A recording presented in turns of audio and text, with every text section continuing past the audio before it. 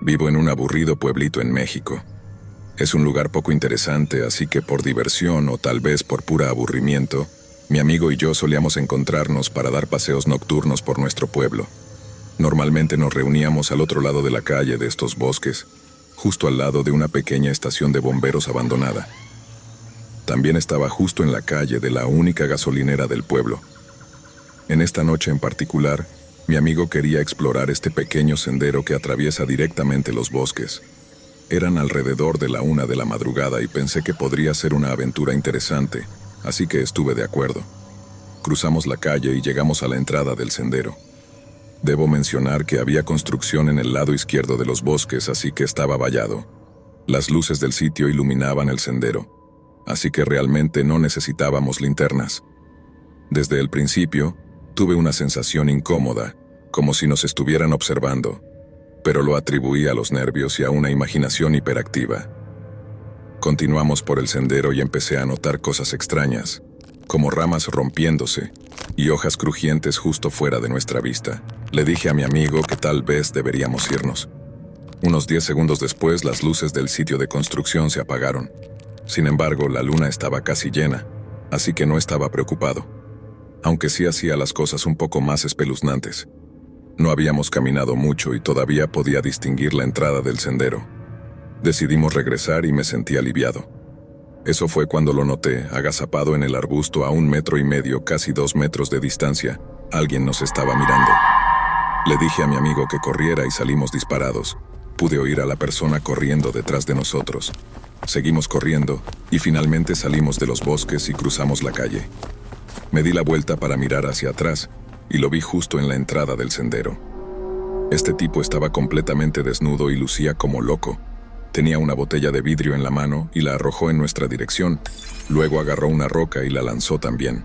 Salimos de allí como alma que lleva el diablo. No nos detuvimos hasta llegar a la gasolinera. Noté que mi amigo sangraba bastante de su brazo y me dijo que justo antes de que lo agarrara para correr, algo lo golpeó. Al inspeccionarlo más detenidamente, noté que tenía un pedazo grande de vidrio incrustado en el brazo. Necesitaba 15 puntos de sutura. Llamamos a la policía y explicamos lo sucedido, en parte porque no queríamos que nadie más resultara herido y en parte porque no nos sentíamos seguros con ese tipo corriendo suelto. Cuando la policía registró los bosques esa mañana, encontraron señales de que alguien había estado viviendo allí, y lo que es más perturbador, ropa ensangrentada que parecía pertenecer a una niña pequeña. No he sabido nada más al respecto desde entonces.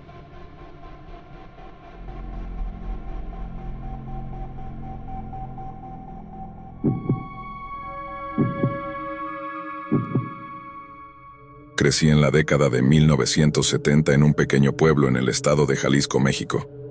De hecho, era casi demasiado pequeño para ser considerado un pueblo. Solo teníamos una escuela y un par de tienditas. Supongo que puedes imaginar lo aburrido que sería ser un adolescente allí, si no fuera por el bosque. El vecindario donde vivía daba a un gran bosque que se extendía por 3 kilómetros. Pasé la mayor parte de mi adolescencia allí con mis 2 mejores amigos, Paulo y Walter. Ambos estaban en mi clase en la escuela y teníamos todos 15 años. Paulo vivía al otro lado de la calle, era inteligente y un poco tranquilo, a diferencia de Walter, que vivía en el lado malo del vecindario. Walter era un alborotador, lo mandaban a la oficina del director al menos una vez a la semana. Era ruidoso, fastidioso y un líder natural, siempre encontrando algo para hacer. Gracias a él nunca nos aburríamos. Walter tenía el cabello negro y alborotado y los ojos más hermosos. Uno era azul claro y el otro era de color marrón. Siempre llevaba zapatos Converse rojos desgastados y una chaqueta de mezclilla, y por supuesto estaba completamente enamorada de él. Paulo, en cambio, tenía cabello y ojos marrones y pecas. Y luego estaba yo, una pelirroja de ojos marrones que muchas personas temían por mi hiperactividad. Siempre estaba lista para ir a algún lugar o hacer algo, y siempre estaba hablando de algo. Era el comienzo de las vacaciones de verano y Paulo me llamó. Fuimos a buscar a Walter, quien estaba jugando con el scooter de su hermano menor en el patio delantero, y le preguntamos si quería ir al bosque. Él dijo que sí, así que nos dirigimos hacia el bosque y comenzamos a caminar en una dirección aleatoria. Hacíamos esto por diversión porque generalmente nos perdíamos, y teníamos que encontrar el camino de regreso. La mayoría de las veces eso solo significaba que llegaríamos tarde a la cena y nos enviarían a la cama temprano, pero lo hacíamos de todos modos. Íbamos por un sendero de ciervos que creo que nunca habíamos recorrido antes. Walter encontró un montón de caca y, por supuesto, metió un palo en ella y comenzó a perseguirnos. Paulo y yo nos asustamos y nos dispersamos. Ninguno de nosotros quería que nos mancharan con eso. Yo corrí y, afortunadamente para mí, Walter siguió a Paulo en la dirección opuesta. Después de un rato no volvieron y comencé a pensar que me habían dejado. Empecé a preocuparme y caminaba por donde los había visto correr cuando de repente algo salió de los arbustos y me agarró. Dejé escapar un grito de sorpresa y pronto me di cuenta de que era Walter, y me cayó. Luego le grité por asustarme, pero cuando vi la expresión seria en su rostro decidí que no debería hablar y cerré la boca. Walter me susurró: «Tienes que ver esto», y comenzó a guiarme entre los arbustos. Pronto noté un olor fétido en el aire, y cuanto más avanzábamos, más fuerte se volvía el olor. Finalmente llegamos a un claro verde en el bosque.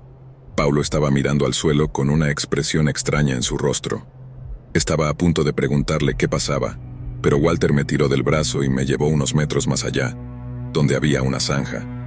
En esa zanja había algo que solo podría describir como sacado de una pesadilla. Era un cuerpo, un lío hinchado de color morado y azul. El hedor era terrible, y tuve que cubrirme la boca con mi jersey para evitar enfermarme. Retrocedí hacia donde estaba Paulo, mientras Walter se quedaba mirando la zanja durante unos 5 segundos más antes de volver hacia nosotros. «Genial, ¿verdad?», dijo con una sonrisa. Paulo le lanzó una mirada de disgusto antes de decir: «No, no está bien. Necesitamos ir a casa y llamar a la policía». «¿Qué? ¿Por qué?», preguntó Walter. «¿Qué quieres decir con por qué?». «Hay un cuerpo tirado en el bosque, Walter. Claramente ha sido asesinado», respondió Paulo. «No, hombre, es muy genial. No podemos ir a la policía. Si lo hacemos, simplemente pensarán que fuimos nosotros quienes la mataron». «¿Por qué pensarían que fuimos nosotros?», pregunté. «Porque así es como son la policía, hombre», dijo Walter.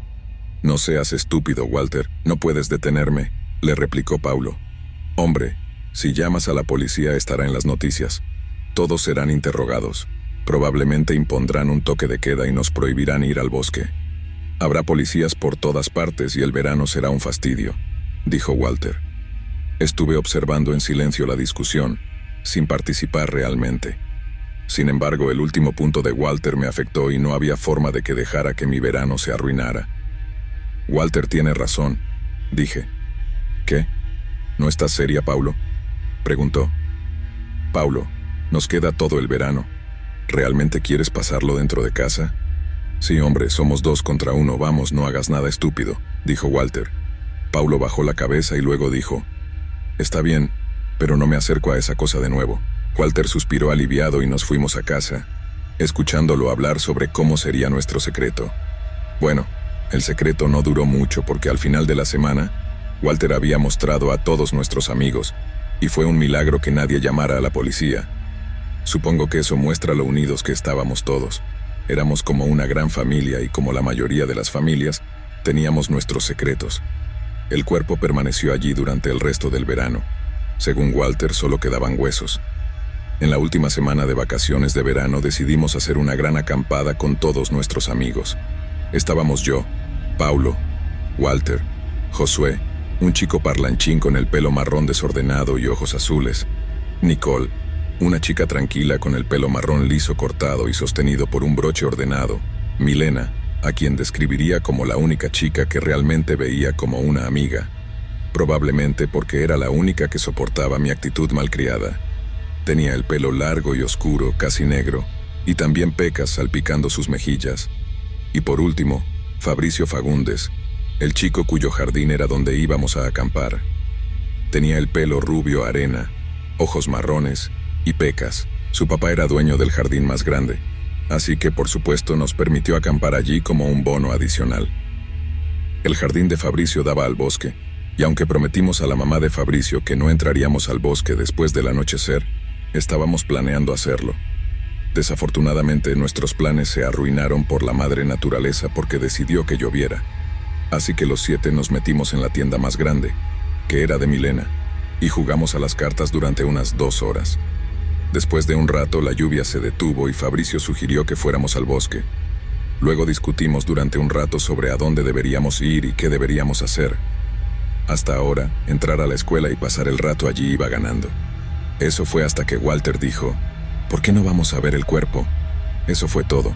Todos nos pusimos los zapatos y abrigos y Fabricio tomó su linterna de la tienda de dólar y luego salimos.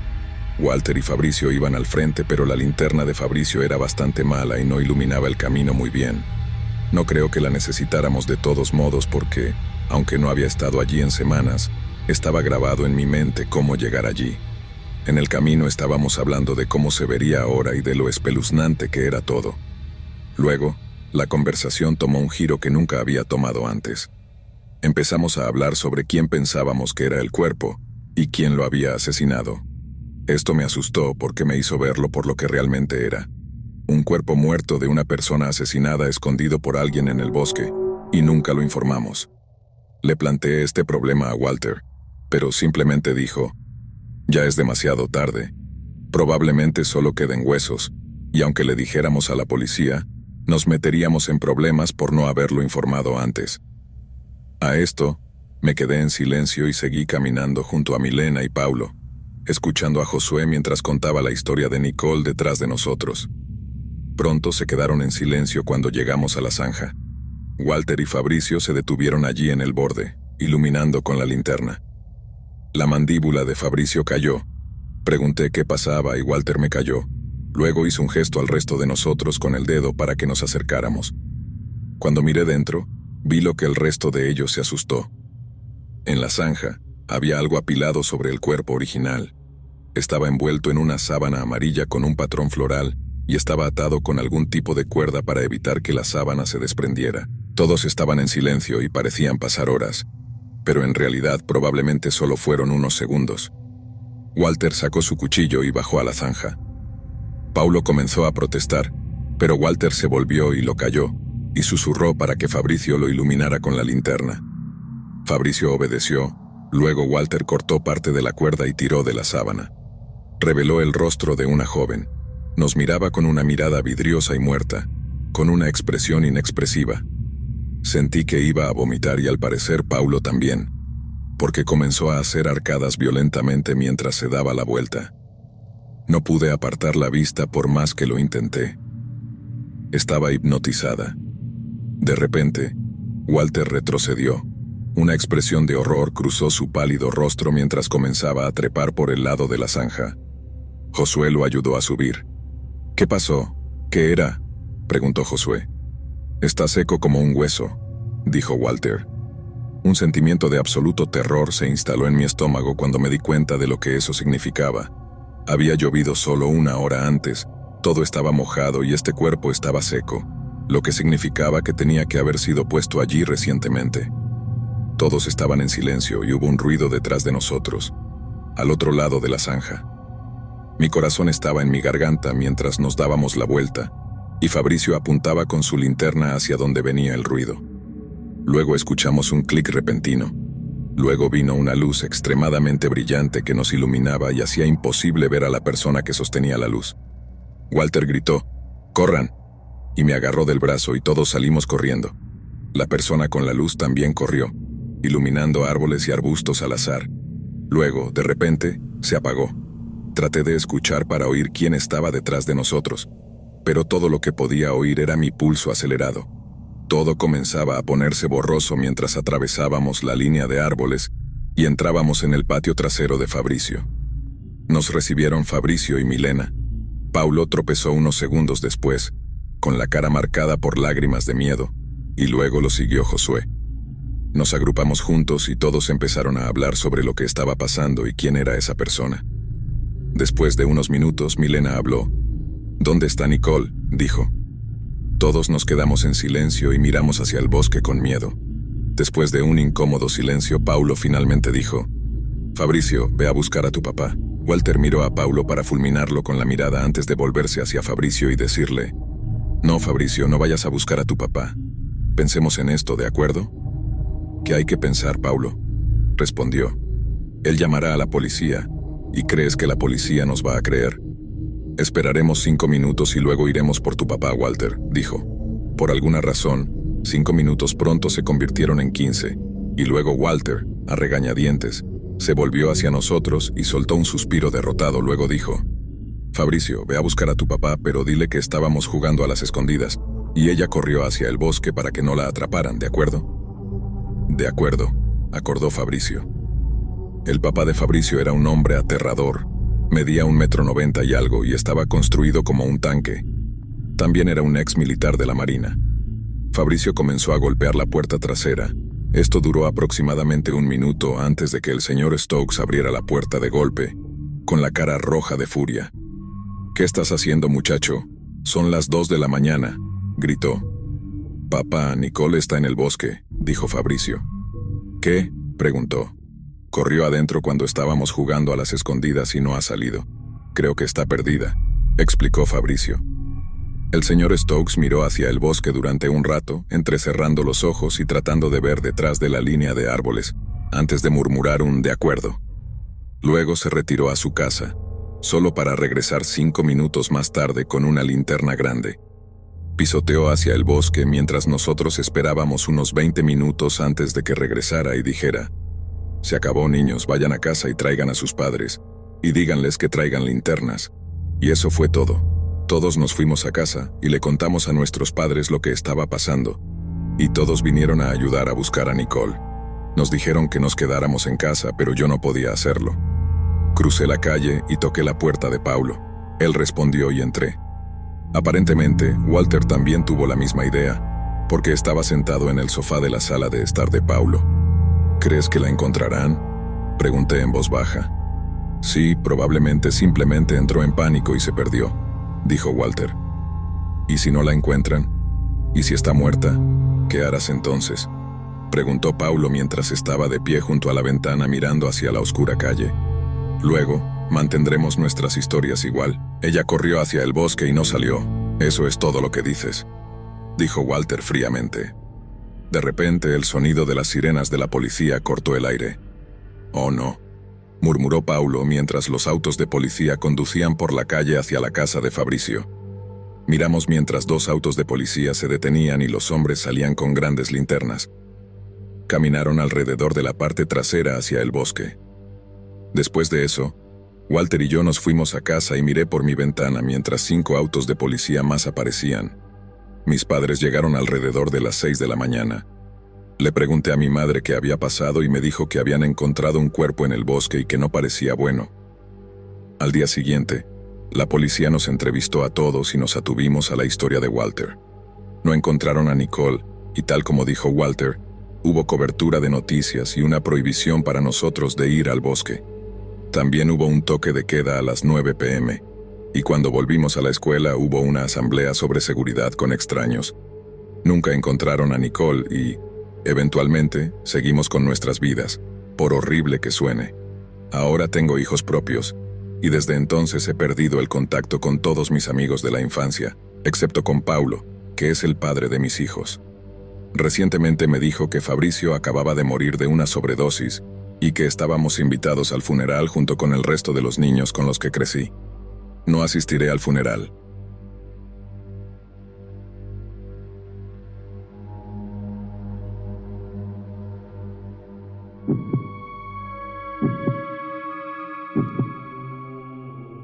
Recuerdo esa noche como si fuera ayer, aunque desearía poder olvidar cada detalle de aquel horroroso encuentro en el bosque. Éramos un grupo de 4 adolescentes, llenos de energía y curiosidad, ansiosos por explorar lo desconocido. Mi mejor amigo, Mirko, había propuesto la idea de aventurarnos en el bosque cercano a nuestro pueblo. A pesar de las advertencias de nuestros padres sobre los peligros de adentrarnos en el bosque por la noche, decidimos ignorarlas y seguir adelante con nuestro plan. Caminamos en silencio por el sendero cubierto de sombras, solo iluminados por la tenue luz de la luna. El aire estaba cargado de una atmósfera pesada y opresiva, como si el bosque estuviera conteniendo su aliento mientras nos adentrábamos más y más en su oscuro abrazo. De repente, escuchamos un sonido siniestro detrás de nosotros, como si alguien estuviera siguiéndonos en la oscuridad. Mi corazón comenzó a latir con fuerza en mi pecho, y un escalofrío recorrió mi espalda. Miré hacia atrás, pero no vi nada más que sombras danzantes entre los árboles. Intentamos convencernos de que era solo nuestra imaginación jugando trucos, pero el miedo se aferraba a nosotros como una sombra persistente. Continuamos caminando, con los nervios a flor de piel, cada crujido de una rama o susurro del viento enviando un escalofrío por nuestra columna vertebral. Fue entonces cuando lo vimos, un anciano solitario emergiendo de entre los árboles, con una mirada fría y penetrante que nos hizo retroceder de inmediato. Sus ojos brillaban con una malicia inexplicable, y su sonrisa torcida enviaba un escalofrío por todo nuestro ser.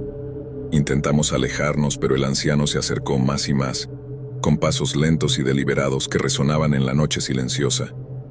Nos dimos cuenta de que estábamos atrapados, rodeados por la oscuridad y la presencia ominosa del anciano. Fue entonces cuando lo comprendimos. Estábamos en peligro. El anciano no tenía buenas intenciones y estábamos a merced de su despiadada voluntad. Nos miramos el uno al otro, con los ojos llenos de terror, sabiendo que teníamos que actuar rápido si queríamos tener alguna posibilidad de escapar con vida. Corrimos como si nuestras vidas dependieran de ello, porque así era. Cada paso era una lucha desesperada por la supervivencia, cada respiración un recordatorio constante de nuestra vulnerabilidad en la oscuridad del bosque. Finalmente, después de lo que pareció una eternidad, logramos encontrar el sendero de regreso a la civilización. Corrimos sin mirar atrás, con el miedo como nuestro único compañero en la noche. Cuando finalmente alcanzamos la seguridad de nuestros hogares, prometimos nunca más aventurarnos en el bosque por la noche. Pero incluso ahora, años después de ese encuentro aterrador, el recuerdo del anciano en el bosque sigue persiguiéndome en mis sueños más oscuros, recordándome que el mal puede esconderse en los lugares más inesperados, esperando pacientemente su próxima oportunidad para acechar a sus presas desprevenidas.